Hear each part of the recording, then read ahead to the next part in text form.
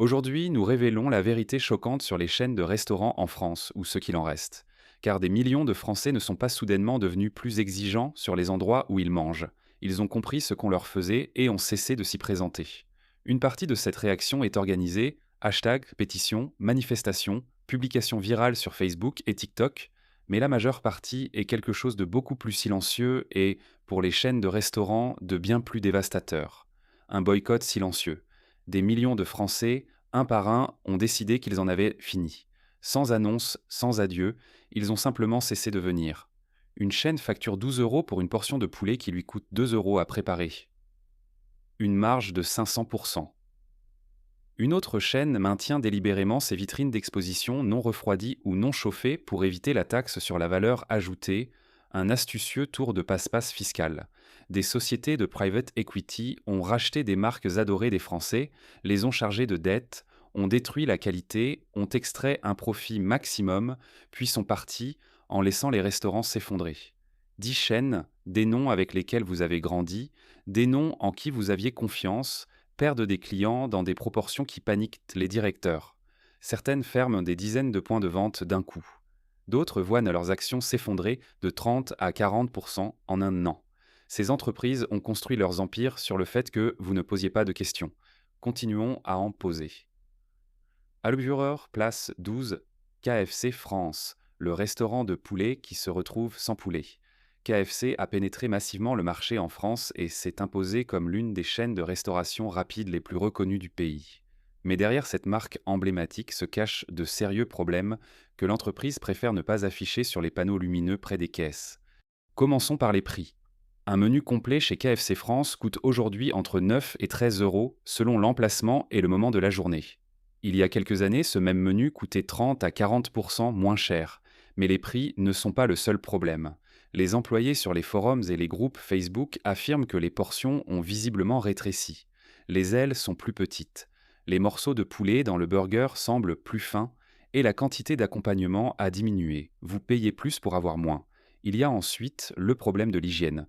Les contrôles des services vétérinaires et de la DGCCRF ont révélé dans plusieurs établissements KFC en France des irrégularités liées aux conditions de stockage, à des températures incorrectes des aliments et à une hygiène défaillante en cuisine. Les rapports d'inspection, accessibles au public, montrent que certains sites ont reçu des avertissements répétés sans corriger les problèmes de manière durable. D'anciens employés confirment sur des groupes privés que la pression pour servir rapidement sans accorder suffisamment de temps aux procédures d'hygiène correctes est immense. Le manager te dit de te dépêcher, pas de te laver les mains avant chaque opération, a écrit un ancien employé. Aux heures de pointe, la propreté devient secondaire par rapport à la vitesse de service. Et voici ce que KFC n'affiche nulle part. Une grande partie des ingrédients arrivent pré-préparés et congelés. Le poulet arrive déjà mariné et portionné depuis l'usine. Les accompagnements, les sauces, les desserts, tout est produit industriellement et livré congelé ou réfrigéré. Vous payez le prix d'un restaurant, mais vous mangez des produits d'usine réchauffés. Puis place 11, Subway France. Le scandale de la fausse fraîcheur. Subway s'est toujours vendu sur l'idée d'une nourriture fraîche, saine et personnalisée.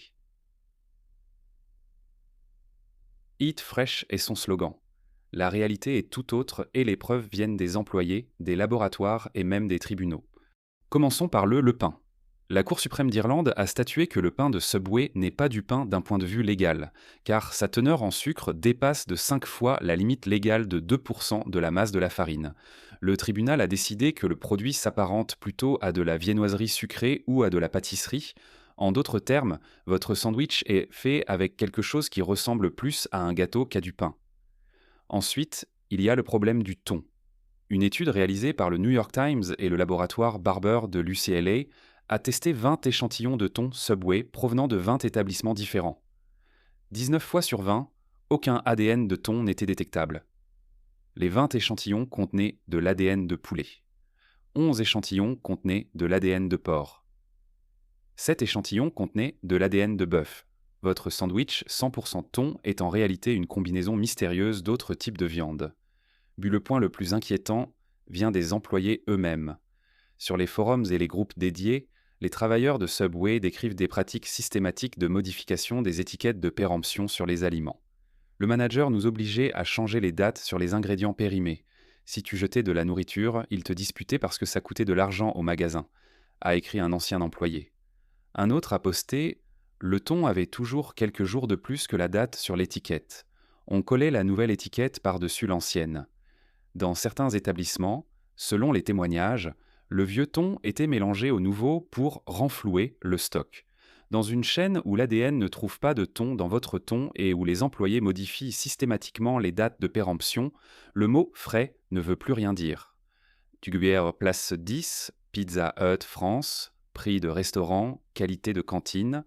Pizza Hut s'est implanté en France en promettant un standard international et a représenté pendant des années une destination de choix pour les sorties en famille.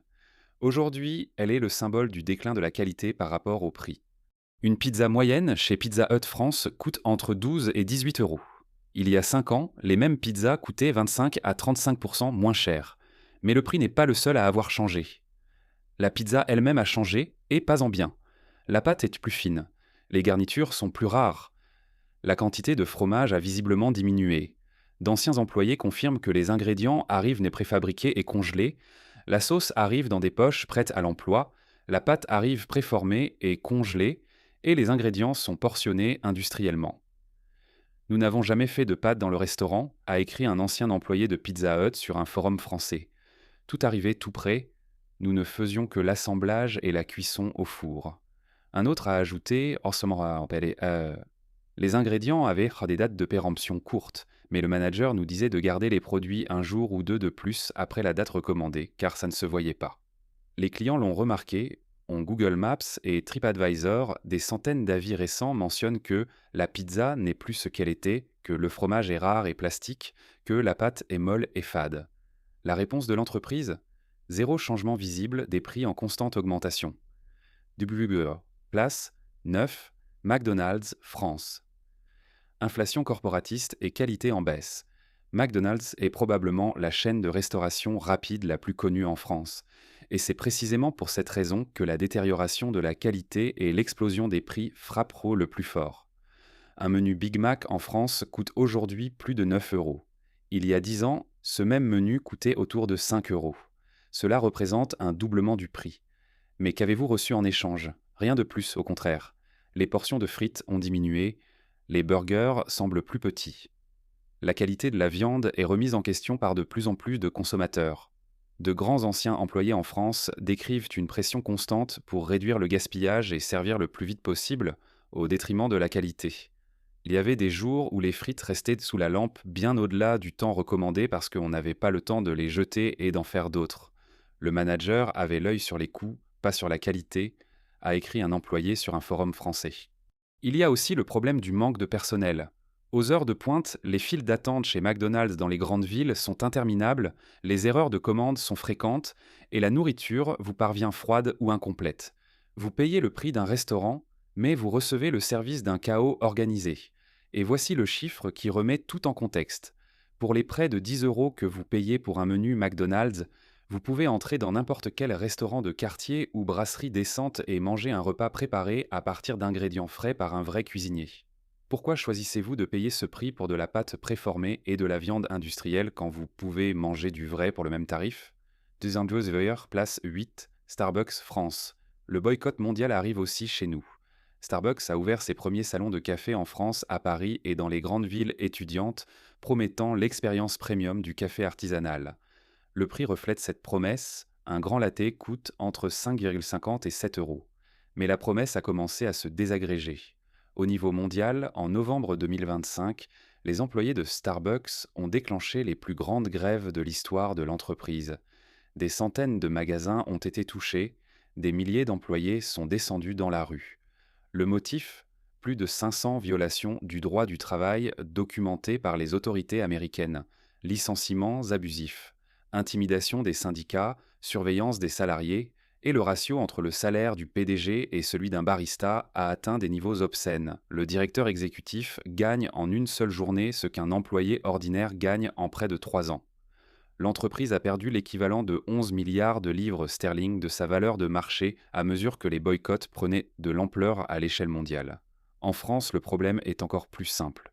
Ce que vous recevez ne justifie pas ce que vous payez. Des anciens employés ont révélé que les baguettes et les sandwichs sont achetés auprès d'usines externes et reconditionnés en magasin, passés au four pendant quelques minutes pour donner l'impression qu'ils sont frais.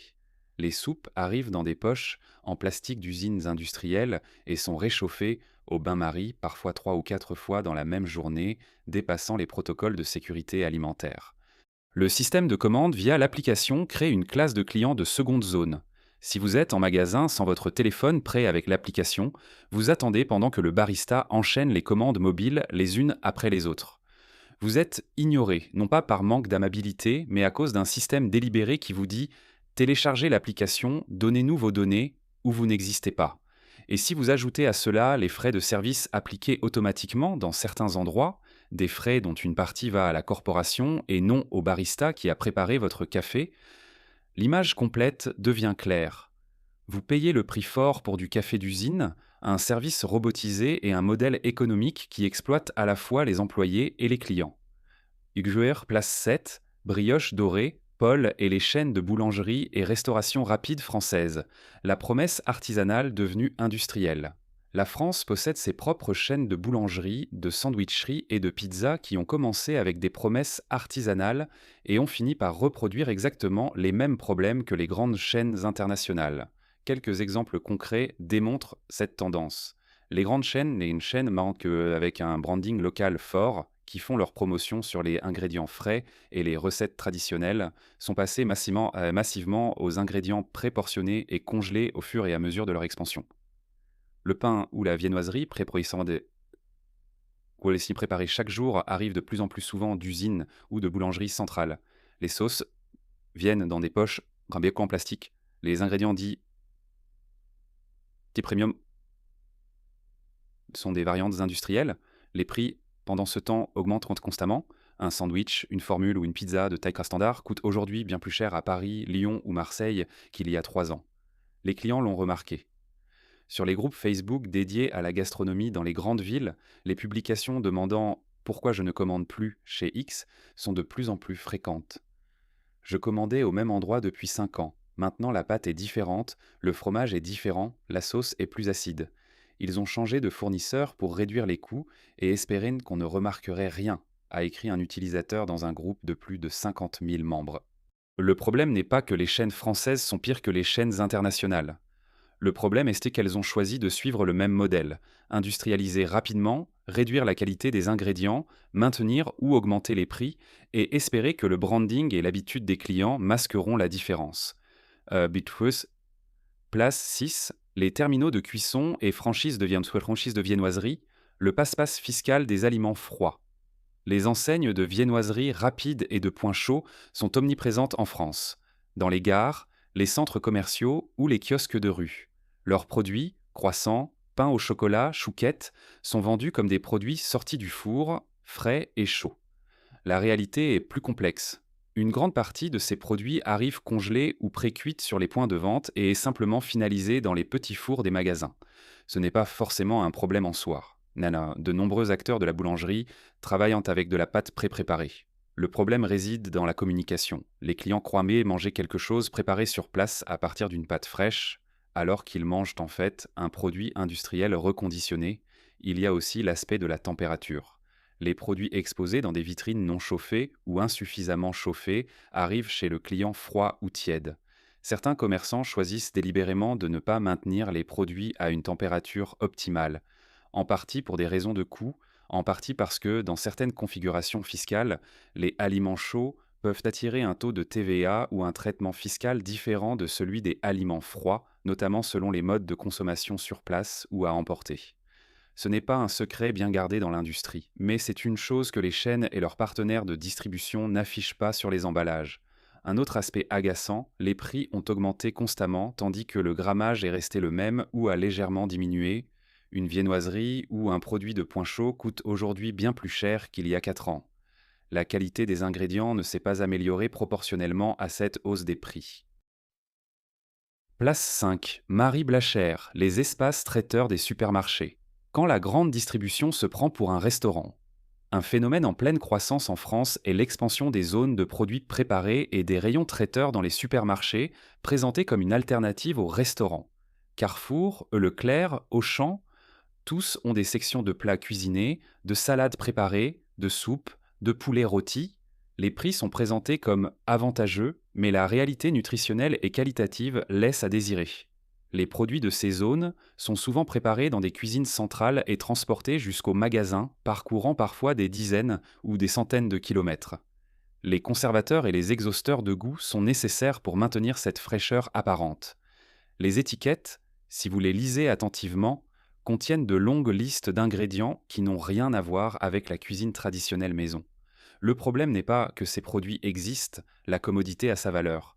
Le problème est qu'ils sont présentés et commercialisés comme du fait maison, des recettes traditionnelles, fraîchement préparées aujourd'hui, alors qu'en réalité ce sont des produits industriels avec des marges bénéficiaires énormes et une qualité nutritionnelle douteuse. Et à mesure que ces produits deviennent plus accessibles et omniprésents, le standard de comparaison des consommateurs baisse. Place 4, les chaînes de kebab et de tacos, de l'artisanat à l'industrie. Le kebab et le French tacos sont devenus des piliers de la restauration rapide de rue en France.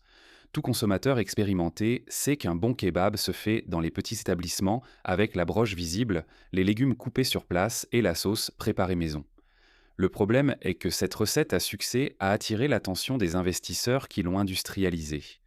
Les grandes chaînes de kebab et de tacos en France, avec des dizaines ou des centaines de points de vente, ont standardisé le processus jusqu'à éliminer tout élément artisanal. La viande arrive pré-marinée et portionnée. Les sauces viennent dans des seaux ou poches industrielles. Les légumes tels sont coupés à l'usine et livrés dans des bacs standardisés. Le pain et les galettes proviennent d'usines de panification industrielle. Le résultat? Un produit qui ressemble visuellement à celui du petit snack du coin, mais qui a un goût complètement différent. Moins épicé, plus uniforme, plus sûr d'un point de vue corporatiste et inévitablement plus cher. Un menu dans une grande chaîne coûte aujourd'hui entre 10 et 14 euros. Dans le bon petit resto de quartier, il reste bien plus abordable. Et devinez lequel a le plus de goût. D'anciens employés de ces chaînes décrivent des procédures strictes qui éliminent toute variable. Tu ne peux pas mettre plus d'épices même si le client le demande. Tu ne peux pas changer la recette, tout est standardisé. Tu es plutôt un opérateur de machine qu'un cuisinier. Place 3, les chaînes de sushi des centres commerciaux. Sushi premium, ingrédient de budget. Le sushi a explosé en France ces 10 dernières années. Chaque grand centre commercial ou zone d'activité compte au moins une chaîne de sushi, souvent dotée d'un branding japonais élaboré, de prix premium et de promesses d'ingrédients frais. La réalité était qu'une grande partie du poisson utilisé dans ces chaînes est congelé industriellement et dégelé sur place. Ce n'est pas illégal, ce n'est pas forcément dangereux, mais c'est le contraire absolu de la promesse de fraîcheur. Le saumon premium de votre boîte de sushi provient de fermes d'aquaculture norvégiennes, est transformé dans des usines d'Europe de l'Est et arrive chez vous après un long parcours de logistique congelée. D'anciens employés de chaînes de sushi françaises ont confirmé sur des forums que le riz est préparé en grande quantité le matin et utilisé tout au long de la journée, parfois même le lendemain. Le riz à sushi doit être consommé dans les quelques heures suivant sa préparation. Nous, on le gardait toute la journée. En fin de journée, la texture était complètement différente, mais on le servait quand même, a écrit un employé sur un groupe privé. Les prix, entre-temps, ont explosé. Un plateau de sushi pour 2 personnes coûte aujourd'hui entre 30 et 50 euros dans les chaînes de centres commerciaux, contre 20 à 30 euros il y a 4 ans. La qualité des ingrédients n'a pas augmenté proportionnellement. Vous payez plus cher pour la même recette industrielle avec un branding japonais et une musique d'ambiance calculée.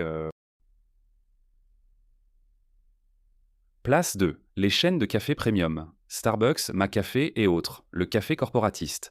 La France connaît une culture du café en pleine mutation. Les coffee shops indépendants à Paris, Lyon, Bordeaux ou Lille sont reconnus pour la qualité de leurs expressos et de leurs méthodes alternatives d'extraction. C'est précisément pour cela que ce que proposent les grandes chaînes est d'autant plus dérangeant. Les grandes chaînes commerciales présentes dans de nombreuses localités françaises reproduisent les mêmes problèmes. Des prix en hausse continue, un personnel démotivé, des problèmes d'hygiène signalés par les clients et un décalage immense entre la promesse de la marque et l'expérience réelle. Un grand latte coûte entre 5,50 et 7 euros, ce qui est comparable à un bon coffee shop indépendant, mais la qualité du café et du service n'est pas comparable. Les chaînes de café qui se sont étendues rapidement ces dernières années reproduisent les mêmes erreurs. Expansion rapide, standardisation excessive, personnel mal formé et mal payé. Le barista d'un coffee shop indépendant a suivi des formations, connaît l'origine du café, comprend l'extraction. Le barista d'une chaîne a suivi une journée de formation standardisée et suit une recette imprimée sur une affiche dans la cuisine. Un client a parfaitement résumé le problème dans un avis. J'ai payé plus de 6 euros pour un latte dans une chaîne de café du centre-ville. Le café était surextrait, le lait était brûlé, et le barista m'a regardé comme si j'étais le problème quand je lui ai demandé de le refaire. Au coffee shop de la rue d'en face, le même latte coûte moins cher et il est préparé par quelqu'un qui s'en soucie vraiment. Vue, place 1, le système dans son ensemble. Comment le private equity et la cupidité corporatiste ont détruit la gastronomie. Au-delà de chaque chaîne en particulier, il existe un pattern systématique qui explique pourquoi tous ces problèmes apparaissent simultanément et dans tous les secteurs. Le modèle est toujours le même. Une marque qui réussit est rachetée par un fonds d'investissement ou un groupe corporatiste.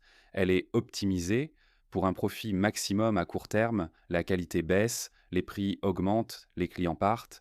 Le private equity signifie que les investisseurs achètent une marque avec de l'argent emprunté, la charge de dette, extraient un profit rapide en réduisant les coûts, c'est-à-dire la qualité, se versent des dividendes, et si la marque s'effondre sous le poids des dettes, ils ont déjà gagné suffisamment pour ne plus s'en soucier. Vous, le client, payez le prix de cette combine. La France n'est pas épargnée par ce phénomène. Au contraire, avec un marché de la restauration rapide et nomade en forte croissance, avec des consommateurs qui ont massivement adopté la restauration de chaîne ces dernières décennies, c'est un terrain fertile pour ces pratiques exactes. Mais voici la bonne nouvelle. Les Français l'ont remarqué, et ils ont réagi par un boycott silencieux. Les restaurants indépendants et les bistrots de quartier sont pleins. Les boulangeries artisanales et de quartier résistent. Les petits coffee shops avec des baristas passionnés sont tout aussi bondés que le Starbucks du centre commercial. Les marchés de producteurs locaux et les halles attirent de plus en plus de clients qui veulent en savoir d'où vient leur nourriture. Que pouvez-vous faire en échange? La réponse est simple. Soutenez les restaurants indépendants. Trouvez les endroits où le propriétaire est en cuisine, où la nourriture est préparée à partir d'ingrédients locaux, où les prix reflètent la valeur réelle, non les marges de profit d'un fonds d'investissement basé au Luxembourg, ou cuisiner à la maison. Les commentaires sur les groupes en ligne disent à tout. Je cuisine moi-même depuis 3 ans.